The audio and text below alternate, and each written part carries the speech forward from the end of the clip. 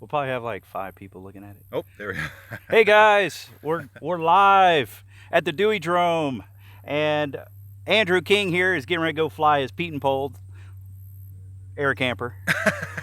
It is the oldest flying Aircamper flying today, 1934. We're doing a vlog about it, but you guys can watch and go fly it right now. And it looks like we might have 1 viewer so far. Oh, hey. Yeah, whoever's right. watching, hey.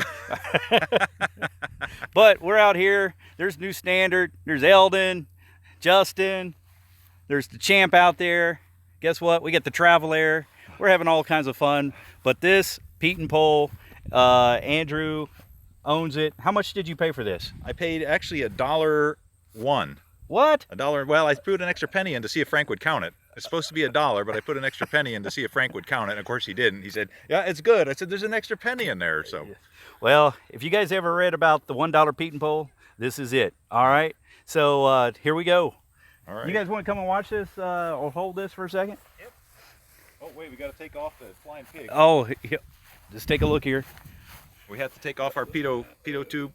The flying pig. There we are. All right, let's turn this camera around. I got to hand prop it, so Andrew's got to get in this bad boy. Justin's optimistic that he can fit in this thing. So Pietenpol is a home built from 1928. 29. 1929, he says. The design. Yep. 1/8-inch plywood, 1-inch stringers. Check out these instruments. And you guys can always Google $1 Pietenpol and find the story about it.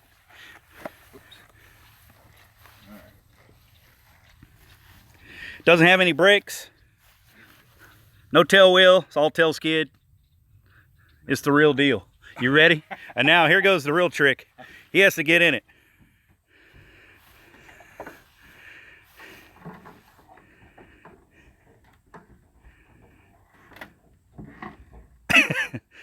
Very carefully. Oh. My bones creaking, not the airplane. Yeah, Andrew's almost as old as this plane.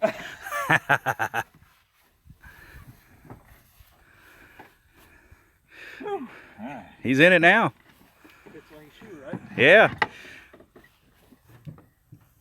You guys see here, this is a Model A, 40 horse Model A car engine. There's a serial number. Wood prop.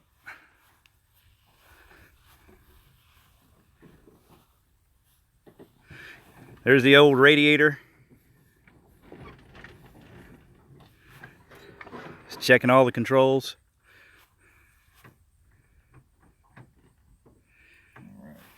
I'm gonna have Justin here. Justin, you mind holding this camera? We might get a little shaky, but I'll take her. Okay. Come over here. Switch is off, and I pulled it through 4 times, so probably another 2 blades, probably. 2 blades? Switch is off. All right, so we're going to prop it to start it. We're going to pull it through a couple times. That should do it. All Let's right. try that. Contact. Okay. Contact. Stick back. Stick back. There's no brakes. So here we go.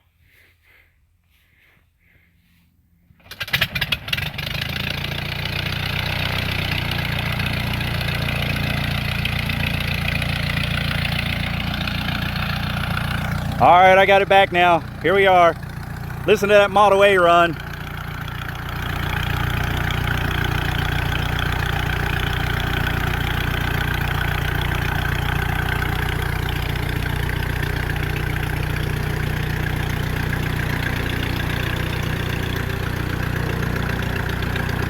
You guys been following Andrew and I barnstorming the New Standard? Andrew grew up at old Rhinebeck Field as a kid. He's very, very experienced flying antiques. And if you guys got any comments or anything, please feel free. Be nice. Don't write anything bad. But you can ask questions and comments and different things like that. They call this the Alan Rudolph. That's who built this Pietenpol.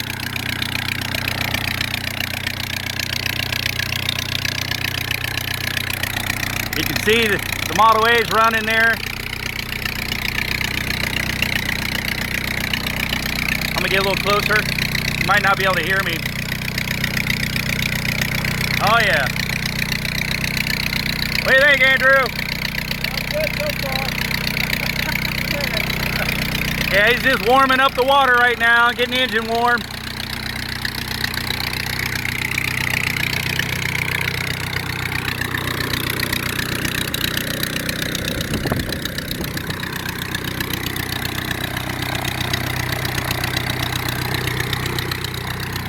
Here's the flying wires and everything.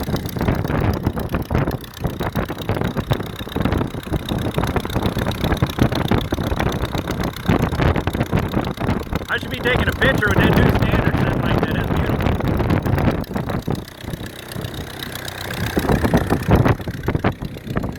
beautiful. I'm glad you guys are watching. Thanks for watching my channel. You can tell I'm an airplane nut.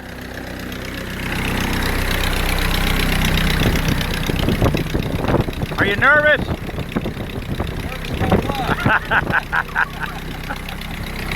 Andrew's flown his airplane all over the place. He flies it up to Broadhead, Wisconsin, to the Pietenpol fly-in, out to Blakesburg to the Antique fly-in, and then we have all kinds of fun here in Ohio. Right now we're close to Dayton. We're in Jamestown, Ohio.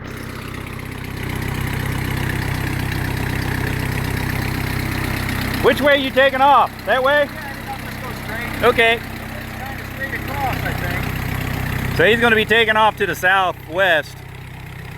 So I'm going to get on out this way.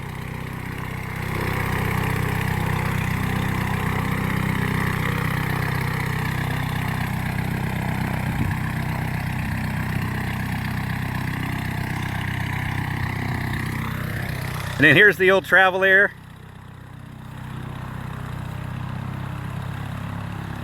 How you doing, Seaflig?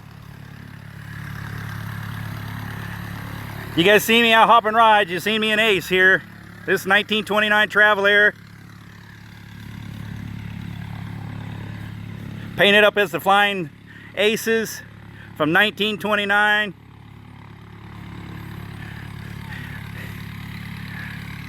Seaflig, I will be. We're bringing both biplanes to Zanesville. We'll have the Travel Air and the new Standard there, hopping rides over at the Zanesville Airport in Ohio. I'm walking down the runway here so we can see Andrew take off.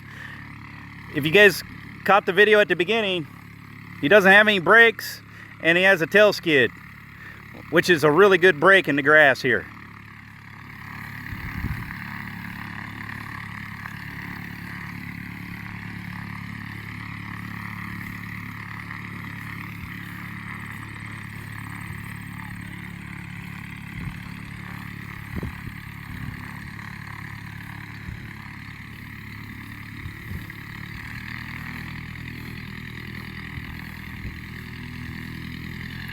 All right, he's powering it up a little bit here. Windsock is calm. It actually looks a little rough. Here he goes.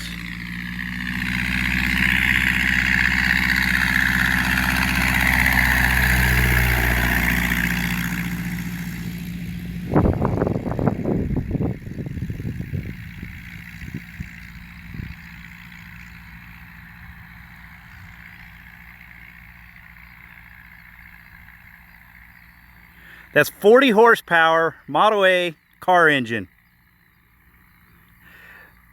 The Allen Rudolph Pietenpol was built in 1934, and it's the $1 Pietenpol that is very famous. It's been in a lot of books. People read about it all the time. But between Frank Pavliga, Ted Davis, Andrew, Jim Hammond, a couple other guys, they sell the Pietenpol to each other for $1. There they go. He's coming around. If you guys can see my neighbor right there, that's another airport. And then if you guys look over here, the White House, that's another airport. I'm the third runway on the left on this road. It's pretty cool. It's like a little flying community. I haven't heard about the forced landing. There's Andrew.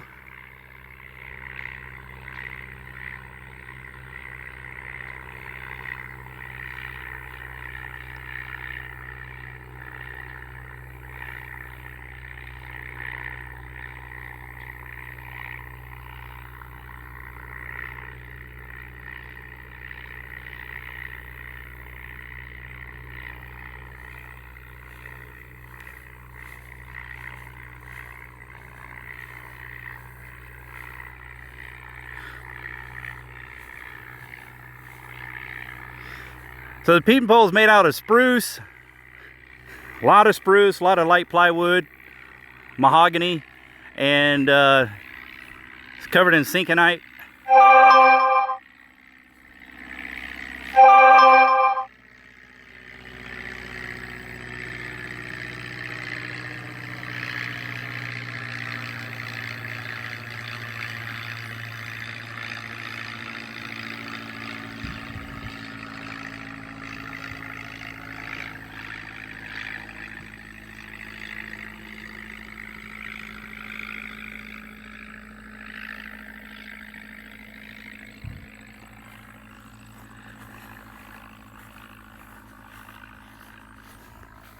All right, we'll head on back to the hangar here.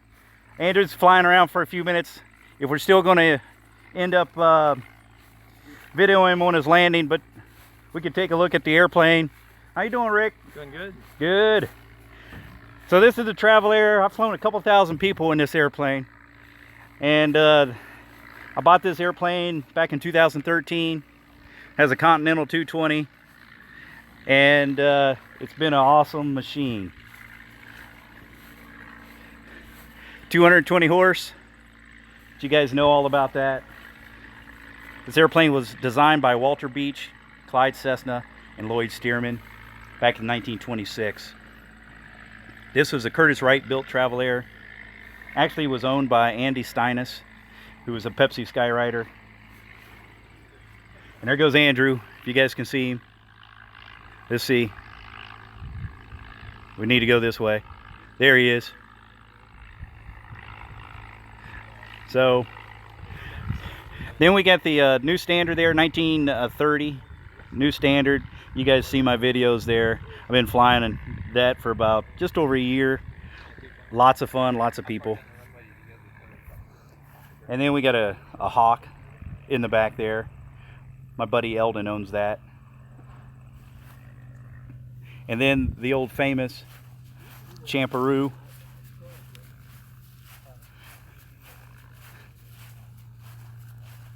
I've been flying this airplane for 21 years. Eldon, the guy that owns the ultralight, he's 85 years old, and he sold me this about 15 years ago. So I'll probably never sell this airplane, but this is a Ronca 7AC, 65 horse. I've been flying it for over 20 some years. Lots of fun. And Andrew just left. He's going out putting around. You heading out, Rick? I am. Yes. I see you getting your Newport covered. Yeah, it's coming along nicely. We might have to come over there and take a look at it here. Yeah, absolutely. Yes. Well, Rick, he's my neighbor.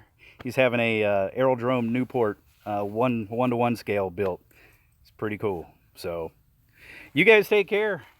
Tell Russ I said hey. I'll do that. Andrew's out scoping out a field. We're going to go fly in this cornfield here in a little bit when we do this vlog. So, this is the new standard. I'm going to turn this camera around if you guys are interested. You can ask questions, but there's only 8 of these airplanes flying. It holds 4 passengers in the front seat. Ugh. I got a cushion here I need to get. But this airplane was designed by Ivan Gates and also Charles Day. Charles Day designed the J1 standard in World War I, a 1917 design. Well, this airplane was designed in 1927. Actually had a Hisso engine on it when they first came out.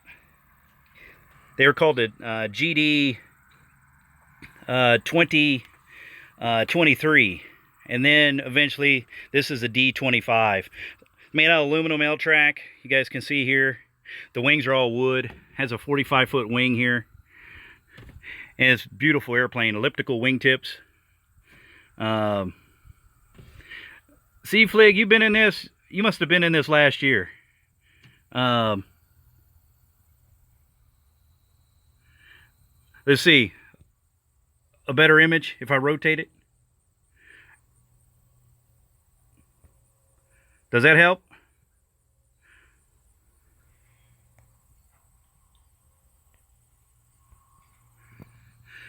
It won't let me do that. I tried to rotate it. It said no rotation. Unfortunately, trying this YouTube live. There's the instruments. I actually have a radio and a transponder there. Keep track of all my flights on this handy log here. How many passengers we're flying. Got the mag switch here. Altimeter. There's a data plate there. Got the throttle mixture right down there. That's your trim. And then here's your water bottle. Keep that handy when you're on these long days.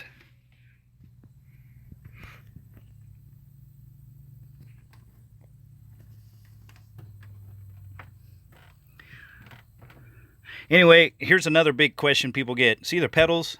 I have 4 pedals. You need 4 feet to fly this airplane. The inner pedals is the brake. The outer pedal is the rudder. And here comes Andrew again. I see him. Has a flying stab. You guys can see here. This stab moves up and down a lot. But when you're flying 3-4 people, you need that thing to move.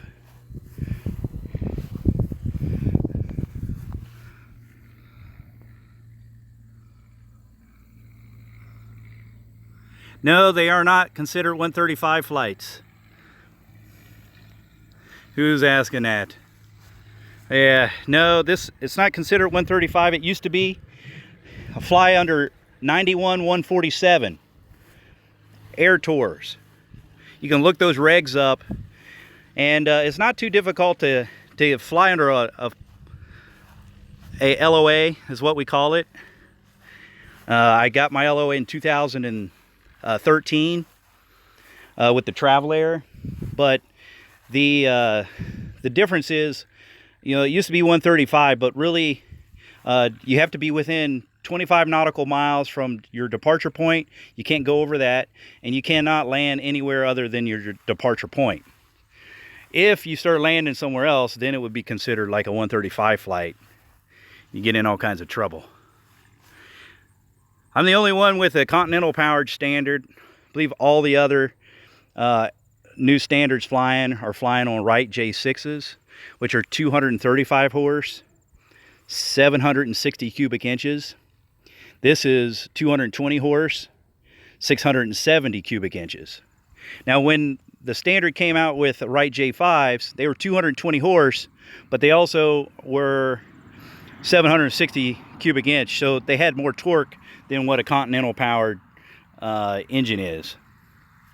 Plus, I have brakes on it. These are Redline wheels and brakes. Real nice tail wheel. And like I said, you gotta have 4 feet to fly this thing. You gotta be pretty good at getting on the brakes and getting on the rudder. Without brakes, you'd ground loop a new standard pretty easy.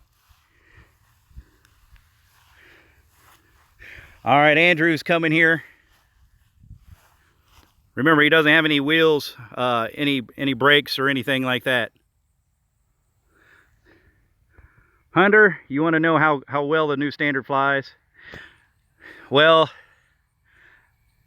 I really don't want the secret out, to be honest with you. The new standard flies so well, it's unbelievable. All right, here comes Andrew.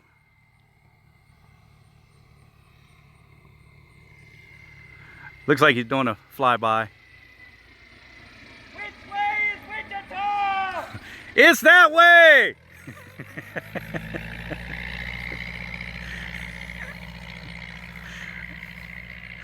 All right, he's having fun.